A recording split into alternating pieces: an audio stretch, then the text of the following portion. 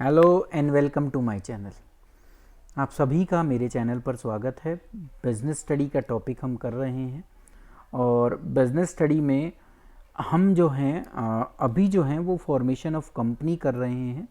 Chapter के साथ जो कंपनी आई थी जहाँ पे फॉर्म ऑफ बिजनेस ऑर्गेनाइजेशन देखी थी हमने, तो उसी के साथ हम सीख रहे हैं कि एक कंपनी को कैसे बनाया जाता है। कंपनी के बनाने की प्रक्रिया अभी हम उसके आधी स्टेज में पहुँच गए हैं।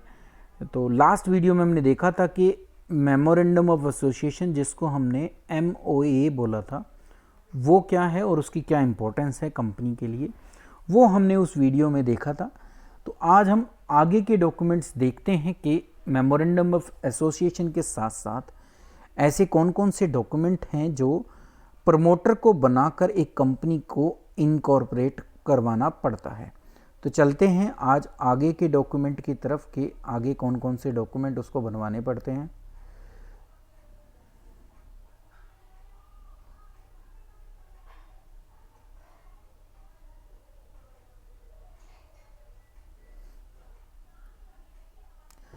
तो आज हम अपने दूसरे इम्पॉर्टेंट डॉक्यूमेंट को करेंगे इस वीडियो में, जिसको कहा गया है आर्टिकल ऑफ एसोसिएशन या कंपनी के अंतर नियम। तो देखिए, नाम से यहाँ पता चल जाता है आपको कि ये अंतर नियम बताता है आपको। तो इसको शॉर्ट फॉर्म में हम AOA कहते हैं और ये कंपनी के इंटरनल रिलेशनशिप बताता है कि कंपनी अंदर से कैसे चलेगी, क्या नियम होंगे कंपनी को चलाने के लिए, कैसे उसके एम्प्लॉई काम करेंगे, ठीक है, क्या उसका शेड्यूल होगा, क्या उसकी पॉलिसी होगी। तो इंटरनल रिलेशनशिप जो होते हैं वो कंपनी इस आर्टिकल ऑफ एसोसिएशन के थ्रू डिसाइड करती है। तो एक article of association are the rules regarding the internal management of the company, जो मैं आपको बता चुका हूँ। These rule are subsidiary to the memorandum of association. तो ये जो पहला डॉक्यूमेंट जो इससे पिछली वीडियो में हमने किया, ये उसका एक सब्सिडरी डॉक्यूमेंट के रूप में होता है। And hence should not be contradict और exceed anything stated in the memorandum of association. क्योंकि ये इसका एक सहायक डॉक्यूमेंट है, तो ये ऐसा कुछ भी मेंशन ना करे, इसमें ऐसा कुछ भी नहीं लिखा हुआ होना चाहिए जो मेमोरेंडम ऑफ एसोसिएशन को कॉन्ट्रेडिक्ट करे, मतलब कि उसको उसके विरोध में जा रहा हो, और कुछ उससे ज़्यादा भी ना लिखा गया हो, ऐसा हमें देखना होता है। ठीक है, तो ये होता है आर्टिकल ऑफ एसोसिएशन, जिसमें हमें इन बातों का ध्यान रखना होता है। तो एक आर्टिकल ऑफ एसोसिएशन क्या क्या कंटेन करता है, वो NCERT ने एक पूरी की पूरी टेबल दे रखी है। वो टेबल मैंने आपके सामने रखी है जिससे आप समझ पाएँ कि इसमें क्या क्या लिखा होता है। तो देखिए, इसमें लिखा होता है एक्सक्लूजन ऑफ होली और in part of table F. Table F आप आगे देखेंगे अभी क्या होती है। अडॉप्शन ऑफ प्रिलिमिनरी कॉन्ट्रैक्ट, आप जो प्रमोटर ने जितने कॉन्ट्रैक्ट कंपनी के बनने से पहले किए हैं, क्या उनको अडॉप्ट किया जाएगा, वो इसमें लिखा होता है। Number and value of share, कितने शेयर किसके पास हैं, वो इसमें लिखे होंगे। प्रेफरेंस शेयर इशू होंगे तो वो कैसे होंगे, शेयर की अलॉटमेंट कैसे होगी, कॉल पे जो पैसा मंगाया जाएगा वो कैसे मंगाया जाएगा। लीन ऑन शेयर, क्या आप रोक सकते हो शेयर को, जिसको हम बाद में फॉरफिट भी करते हैं, तो ऐसा भी कुछ कंडीशन होंगी तो वो लिखी होंगी। Transfer and transmission of share, कैसे आप किसी और को बेच सकते हैं वो इसमें लिखा होगा, कैसे वो उसके पास ट्रांसमिट होगा वो लिखा होगा। नॉमिनेशन की डिटेल है तो वो इसमें लिखी होगी। शेयर को हम फॉरफिट कब कैसे करेंगे वो इसमें लिखा होगा, उसकी प्रोसेस उसमें लिखी होगी। कैपिटल को ऑल्टर किया जा सकता है अगर मेमोरेंडम ऑफ एसोसिएशन परमिट करता है, तो वो इसमें लिखा होगा। हम अपने शेयर क्या मार्केट से खुद खरीद सकते हैं, वो कंडीशन इसमें लिखी होगी। शेयर सर्टिफिकेट कैसे दिया जाएगा वो लिखा जाएगा। शेयर आज के समय में डीमेट अकाउंट के थ्रू डील होते हैं, तो डीमेटेरियलाइजेशन की प्रोसेस भी इसमें लिखी होगी। कन्वर्जन शेयर का हो सकता है इनटू स्टॉक, ठीक है। Incorporation of company and matter incidental thereto, वो इसमें लिखे होंगे। वोटिंग राइट और प्रॉक्सीज इसमें लिखी होंगी। Meeting and rule regarding committee इसमें लिखे होंगे। डायरेक्टर और there appointment and delegation of power इसके अंदर लिखी होगी। नॉमिनी डायरेक्टर इसमें लिखा होगा। इशू ऑफ डिबेंचर और स्टॉक इसमें लिखे होंगे। ऑडिट कमेटी के बारे में डिटेल इसमें होगी। मैनेजिंग डायरेक्टर, अब वो होल टाइम है, वो डायरेक्टर वो इसमें लिखा होगा, मैनेजर, सेक्रेटरी, इनसे रिलेटेड सारी टर्म्स एंड कंडीशन, उनको कैसे अपॉइंट किया जाएगा, क्या सैलरी दी जाएगी, क्या सब कुछ इसमें लिखा होगा। एडिशनल डायरेक्टर होंगे तो उनसे रिलेटेड सारे क्लोज यहाँ लिखे होंगे। कंपनी की जो कॉमन सील होती है वो यहाँ पे मेंशन करनी पड़ेगी। आप डायरेक्टर को क्या रेम्यूनरेशन देंगे वो यहाँ लिखी होगी। एजीएम कब होगी, जिसको हम एनुअल जर्नल मीटिंग कहते हैं, वो इसमें लिखी होगी। डायरेक्टर की मीटिंग कब कब होगी वो इसमें लिखी होंगी। आपकी बोरोविंग पावर क्या है वो यहाँ पर मेंशन करनी पड़ेगी। डिविडेंड और रिजर्व कैसे दोगे वो यहाँ बताना पड़ेगा। अकाउंट्स और उनका ऑडिट कैसे होगा वो प्रोसेस बतानी पड़ेगी। अगर कंपनी को अनफॉर्चुनेटली वाइंड अप करना पड़े तो वो इसमें लिखा होगा। इंडेमिनिटी बॉन्ड जो आपने इस्टेब्लिश किए हैं वो यहाँ पर लिखेंगे अगर होती है तो। और कैपिटलाइजेशन ऑफ रिजर्व कैसे करोगे वो भी इसमें लिखा होगा। तो ये सारे इंटरनल रूल्स इसमें मेंशन होते हैं जो कहीं से भी मेमोरेंडम ऑफ एसोसिएशन को कॉन्ट्रडिक्ट नहीं करेंगे और उससे ज़्यादा कुछ नहीं लिखा होगा। तो ये डॉक्यूमेंट होता है आर्टिकल ऑफ एसोसिएशन। अब एक क्वालिफिकेशन शेयर हमने पढ़ा था कि जो डायरेक्टर होते हैं उनको कंसेंट देनी पड़ती है कि हमने क्वालिफिकेशन शेयर खरीद लिए हैं। तो वो क्वालिफिकेशन शेयर होते क्या हैं? To ensure that the director have some stake in the proposed company, कि भाई डायरेक्टर भी उस कंपनी का एक मालिक है, उसका अपना भी कुछ उसके अंदर क्या है, हिस्सा है। द आर्टिकल जो अभी हमने देखा usually have a provision requiring them to buy certain number of share, they have to pay these share before the company obtain certificate of commencement. तो कंपनी को, डायरेक्टर को इनको खरीदने के पैसे देने होते हैं सर्टिफिकेट ऑफ कमेंसमेंट मिलने से पहले।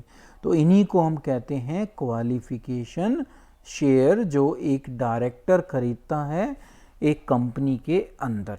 अब जो इम्पोर्टेंट टॉपिक आता है, क्योंकि दो इम्पोर्टेंट डॉक्यूमेंट हमने पढ़े, MOA और आर्टिकल ऑफ एसोसिएशन, इनके ऊपर डिफरेंस जो है वो नॉर्मली 4 नंबर का आता ही आता है। तो इसलिए बहुत इंपॉर्टेंट है, इसलिए इसके डिफरेंस आप समझ लो। मैंने 6 नंबर के हिसाब से इसको डेवलप किया है। तो देखिए, सबसे पहले उद्देश्य की बात आती है कि ऑब्जेक्टिव क्या है मेमोरेंडम ऑफ एसोसिएशन या AOA। मैं इनको शॉर्ट फॉर्म में लिख देता हूँ, आगे हम इसी फॉर्म में बोलेंगे। MOA और AOA। तो MOA आर क्या डिफाइन करते हैं? Object for which the company is form. Company के ऑब्जेक्टिव बताए जाते हैं।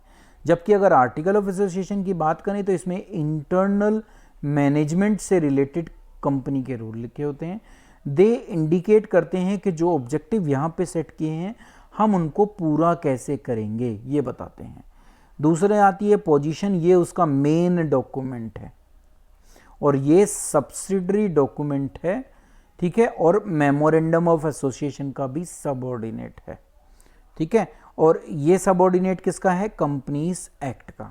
तो ये कंपनी का मेन डॉक्यूमेंट है और सबऑर्डिनेट है कंपनीज एक्ट का। ये सब्सिडरी डॉक्यूमेंट है और सबऑर्डिनेट है किसका? मेमोरेंडम ऑफ एसोसिएशन का। तो ये इसकी पोजीशन है। आगे चलते हैं, अब रिलेशनशिप की तरफ चलते हैं।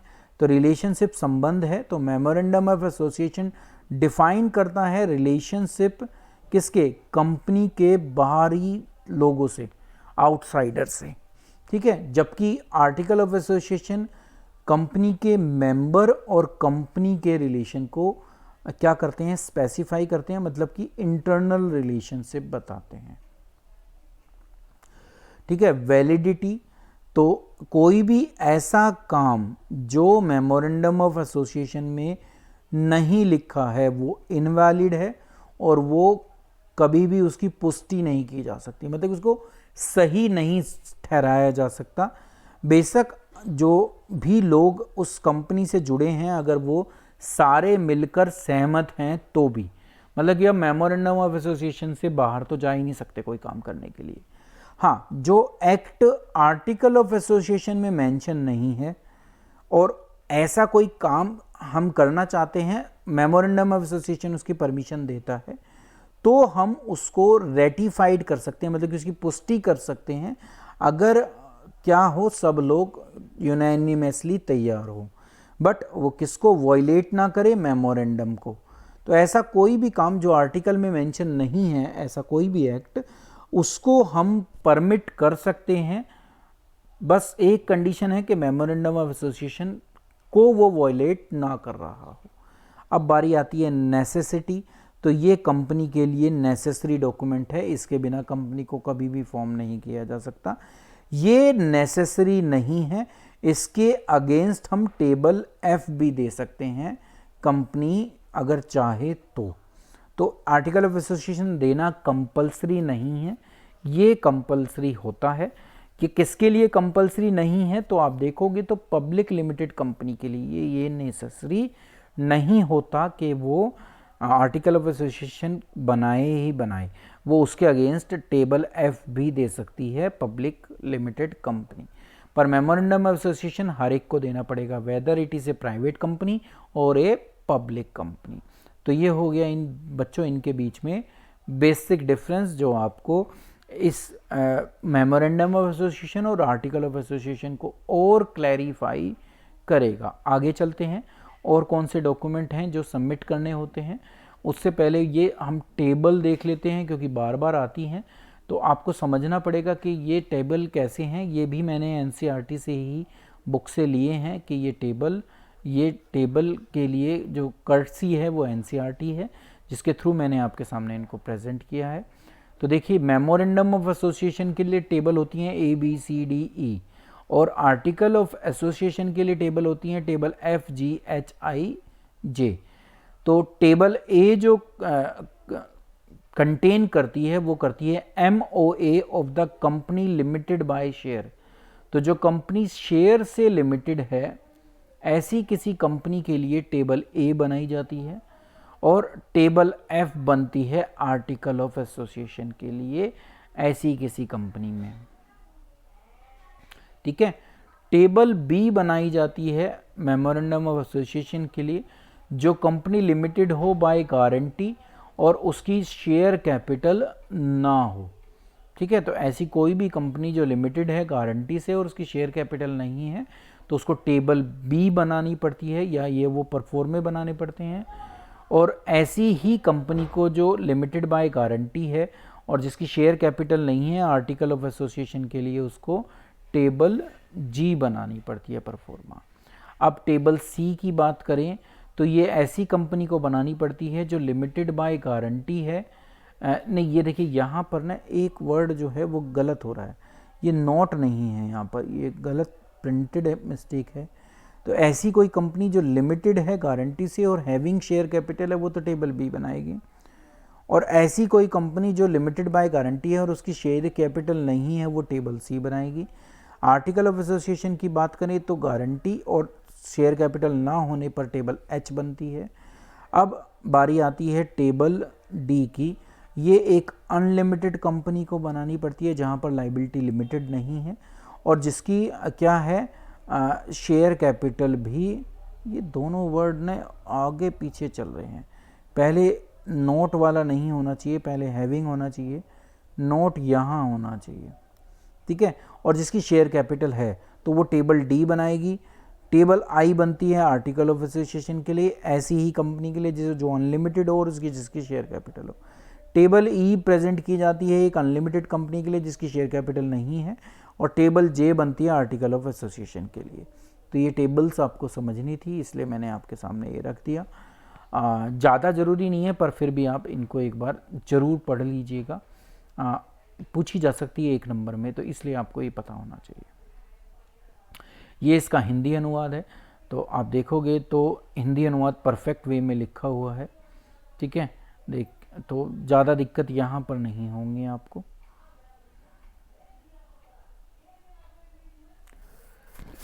चलते हैं आगे।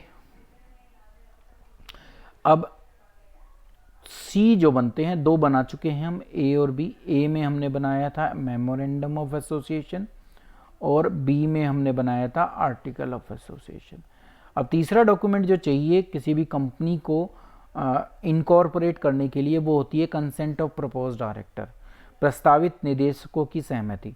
तो एक रिटन कंसेंट देनी पड़ती है एक एक पर्सन को जो भी डायरेक्टर के रूप में अपॉइंट होता है या चाहता है कि मैं एक डायरेक्टर बनना चाहता हूँ, ठीक है, और उसको वो एक्ट करेगा as a director and undertake to buy, ये भी अंडरटेकिंग देनी पड़ती है कि मैं क्वालिफिकेशन शेयर भी खरीद लूँगा जितने भी आर्टिकल ऑफ एसोसिएशन में मेंशन है। तो ये कहलाता है कंसेंट ऑफ प्रपोज्ड डायरेक्टर। ये साइन करवानी पड़ती है, जो भी सिग्नेटरी हैं वो सब साइन करेंगे, ये कंसेंट ली जाती है।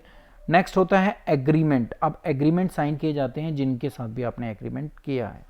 द एग्रीमेंट इफ एनी, अगर कोई है, which the company propose to enter with any individual for appointment as its managing director, whole time director, manager, तो उनको एग्रीमेंट देना पड़ता है। Is the another document which is required to be submitted to the registrar for getting the company registered under the act.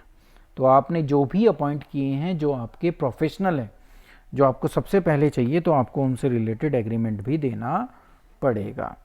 Next पर चलते हैं। तो ये है स्टैट्यूटरी डिक्लेरेशन। तो आप एक वैधानिक घोषणा करते हैं कि जितनी लीगल फॉर्मेलिटीज़ थी वो मैंने एक रजिस्ट्रेशन प्रोसेस की वो मैंने पूरी कर ली है, और वो सारे डॉक्यूमेंट मैंने इसके साथ लगाए हैं, और जो सिग्नेटरी हैं उन्होंने साइन भी उस पर कर दिए हैं।